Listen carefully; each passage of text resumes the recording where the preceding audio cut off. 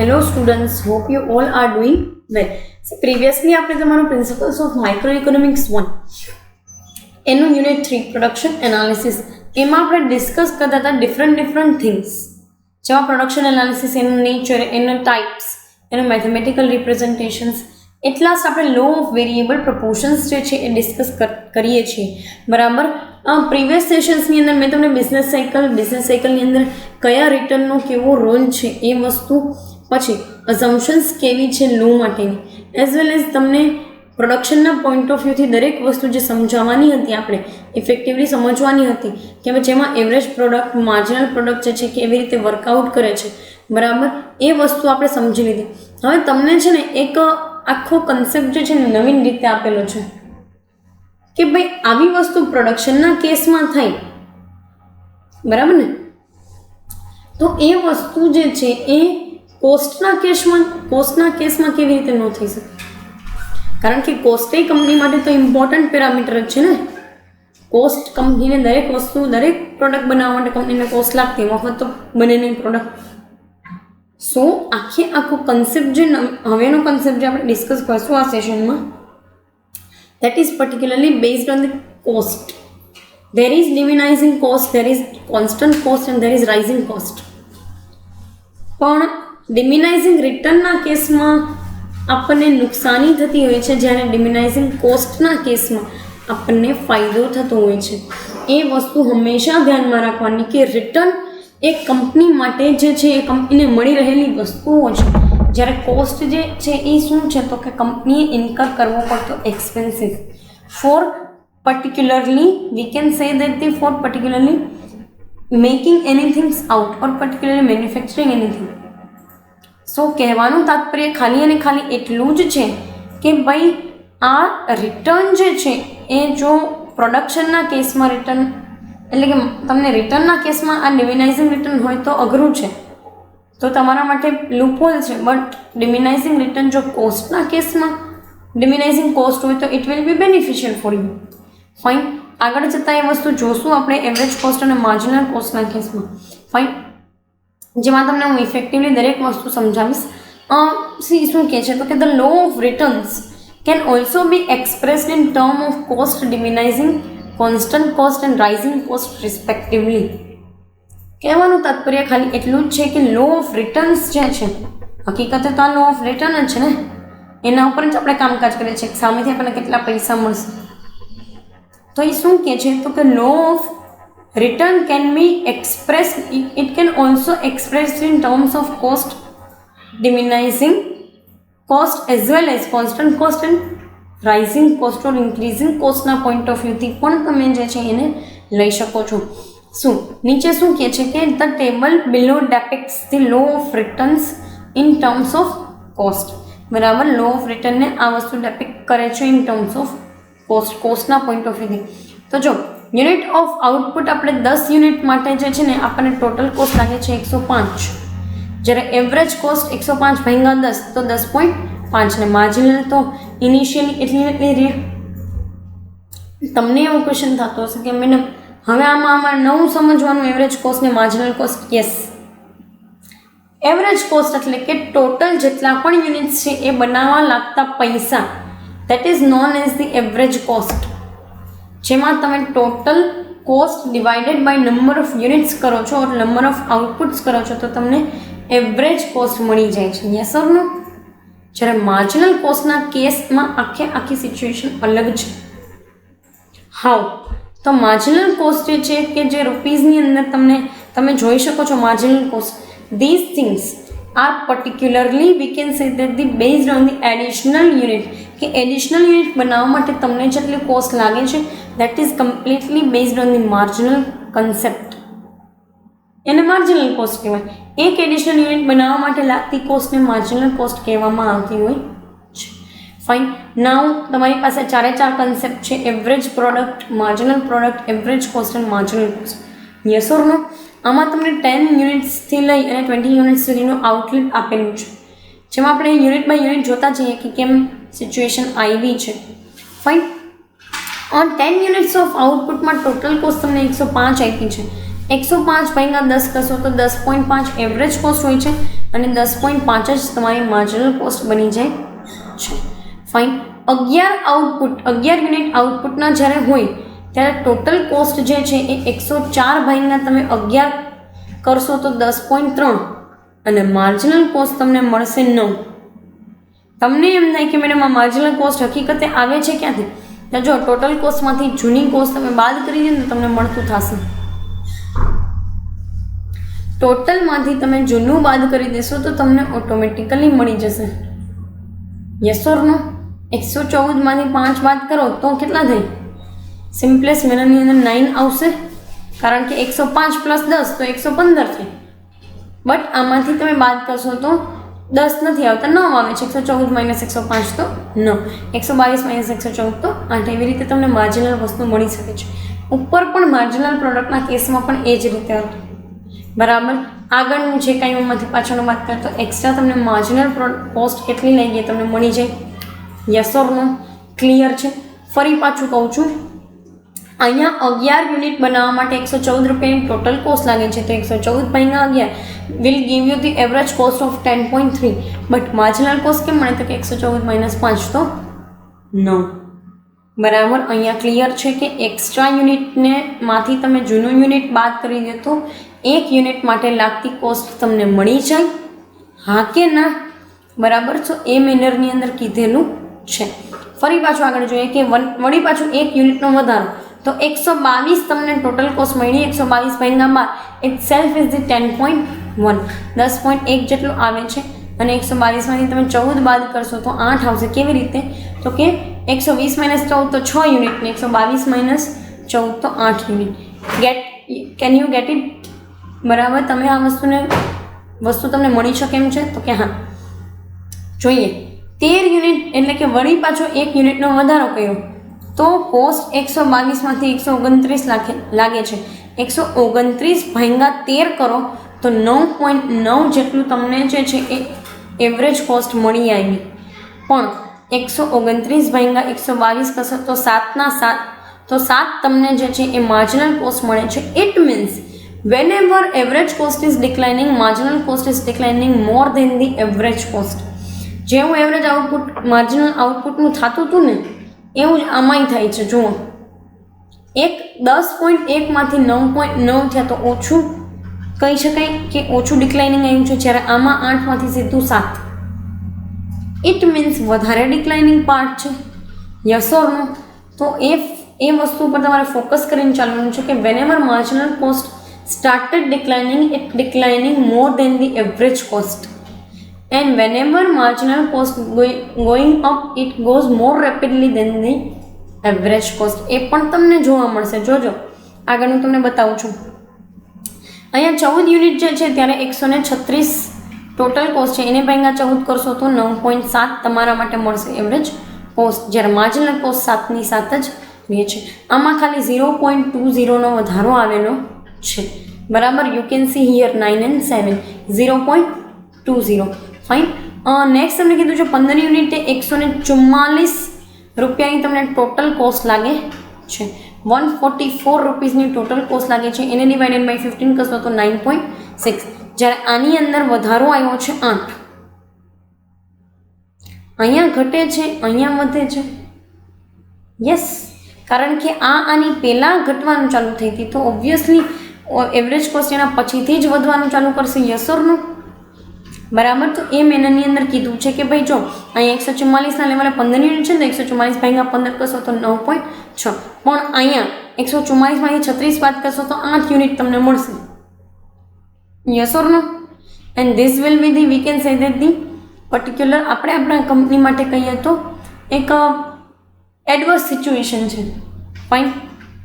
આગળ જોઈએ 153 ભાગ્યા 16 કરો છો તો 9.5 જેટલી એવરેજ કોસ્ટ મળે છે, જ્યારે 153 માઇનસ 144 કરશો તો 9 જેટલા યુનિટ જે છે તમને 9 જેટલા માર્જિનલ કોસ્ટ જે છે એટલી તમારી કોસ્ટ ટૂંકમાં વધી છે. ડિક્લાઇન અહીંયા લગી ડિક્લાઇન થતી હતી, અહીંયાથી વધી.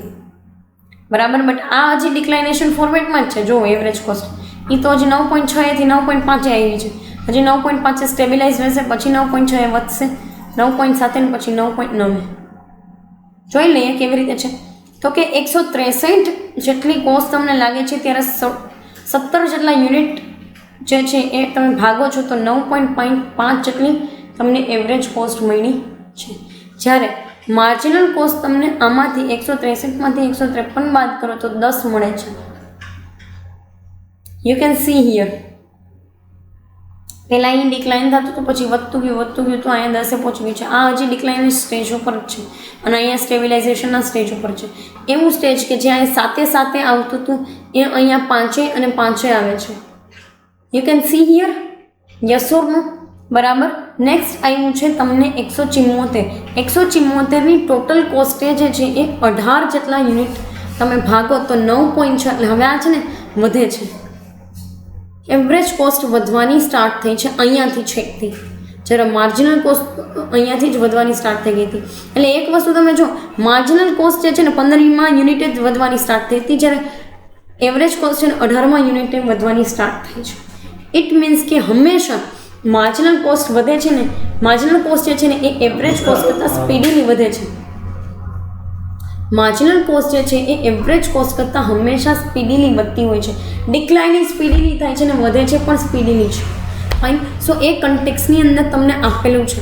જો 19 આઉટપુટે તમે 186 તમને ટોટલ કોસ્ટ લાગે છે, 186 divided by 19 units, then you will be able to get the average cost of 9.7 અને માર્જિનલ કોસ્ટ તમને મળે છે 12.0. ઇટ મીન્સ માર્જિનલ કોસ્ટ હવે તમે જુઓ ને તોય એવરેજ કોસ્ટ કરતાં વધારે વધતી દેખાય છે. આમાં તમે જુઓ ને તો ખાલી 0.1નો જ ડિફરન્સ છે, 0.10નો, જ્યારે આની અંદર ટોટલ ₹1નો ડિફરન્સ જોવા મળે છે. So you can see here કે અહીંયા તમે જુઓ ને તો ડિક્લાઇનિંગ જેમ થતું હતું ને એ માર્જિનલ કોસ્ટનું સ્પીડીલી થતું હતું, જ્યારે અહીંયા જુઓ છો તો જેમ જે ઇન્ક્રીઝ થાય છે ને માર્જિનલ કોસ્ટનું એ પણ સ્પીડીલી થાય છે then the average cost. Fine. So now you can get the idea કે બંને વસ્તુ સેમ જ છે, એવરેજ પ્રોડક્ટવાળી પણ અને એવરેજ કોસ્ટવાળી પણ. ફર્ક ખાલી એટલો છે કે રિટર્નના કેસમાં જ્યારે ઇન્ક્રીઝિંગ રિટર્ન હોય ત્યારે ફાયદો હોય અને કોસ્ટના કેસમાં ઇન્ક્રીઝિંગ કોસ્ટે આપણને જે છે એ એક્સ્ટ્રા કોસ્ટ બેર કરવી પડતી હોય છે. સો બંને કન્સેપ્ટ ખાલી અપોઝિટ વેમાં ચાલે છે, બાકી ચાલે છે તો સિમિલરલી. ફાઇન. એટ લાસ્ટ તમને 199 ટોટલ કોસ્ટ આપેલી છે, 20 આઉટપુટ યુનિટ છે, 199 ડિવાઇડેડ બાય 20 કરો છો તો 9.9 તમને એવરેજ કોસ્ટ મળે છે અને માર્જિનલ કોસ્ટ જે છે એ 13.0 મળે છે. એટલે ઓબ્વિયસલી જેટલી એવરેજ કોસ્ટ વધે છે ને એના કરતાં પણ રેપિડલી માર્જિનલ કોસ્ટ વધે છે, જેના માટેનું રીઝન મેં તમને સ્પેસિફાઈ કરી દીધું. એવરેજ કોસ્ટની અંદર તમે ટોટલ ડિવાઇડેડ બાય યુનિટ કરો છો, જ્યારે આમાં તમે નેક્સ્ટ યુનિટ તમને જે મળે છે અથવા તો નેક્સ્ટ વસ્તુ એક યુનિટ એડ કર્યા પછી નેક્સ્ટ તમને કોસ્ટ મળે છે એમાંથી તમે પ્રીવિયસને બાદ કરો છો, તો ઓબ્વિયસલી બંને વસ્તુ વચ્ચે તમને ડિફરન્સ જોવા મળે છે. Now let us focus on to the diagram. પહેલાં આપણે એક્સપ્લેનેશન જોઈ લઈએ આ વસ્તુનું અને પછી અહીંયા ડાયાગ્રામ જોશું, જેમાં તમને એવરેજ કોસ્ટ અને માર્જિનલ કોસ્ટ આપેલી છે કે જે ટી પોઈન્ટે ઇન્ટરસેક્ટ થાય છે.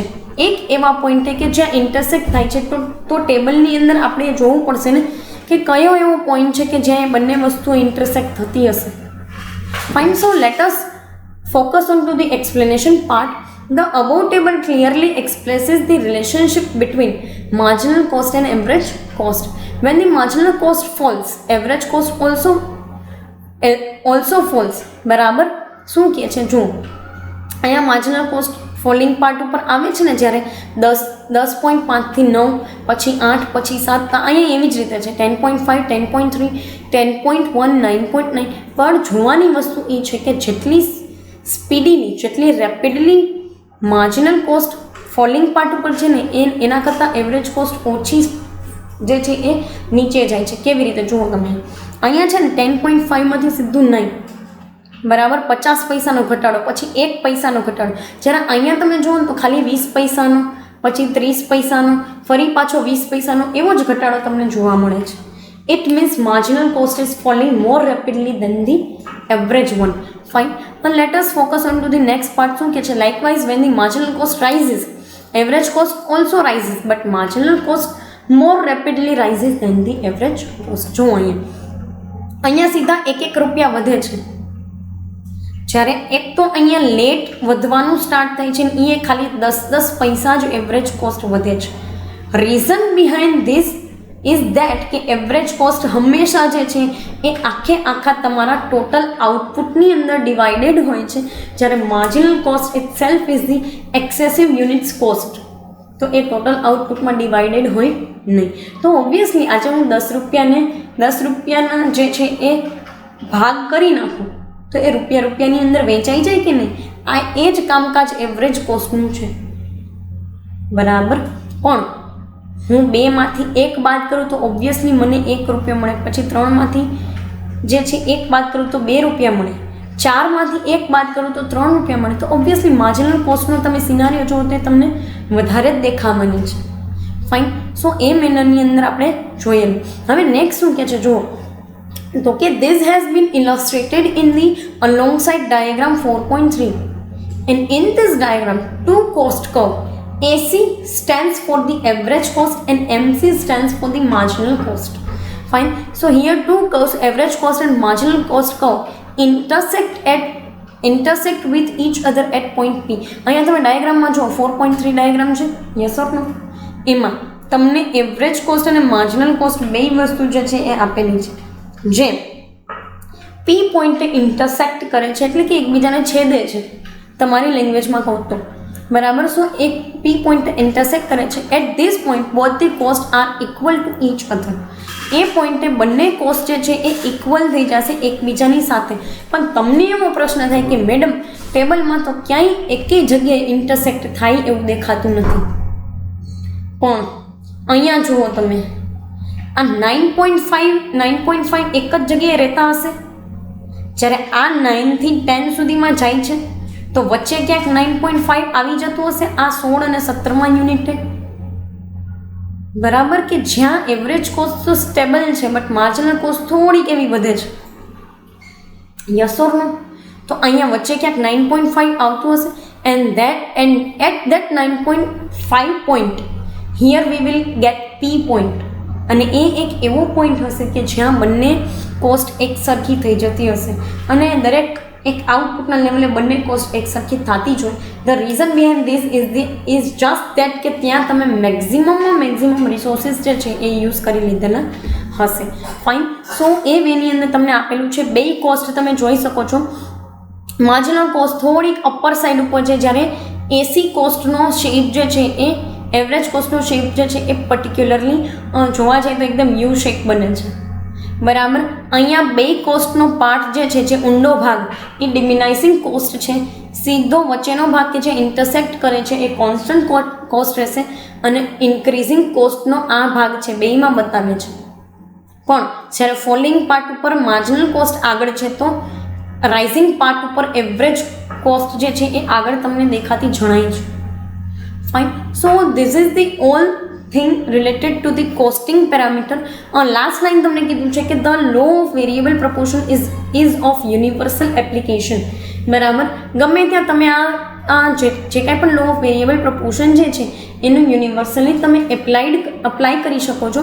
એન્ડ નેક્સ્ટ તમને કહે છે કે it applies to all the industries and agriculture also.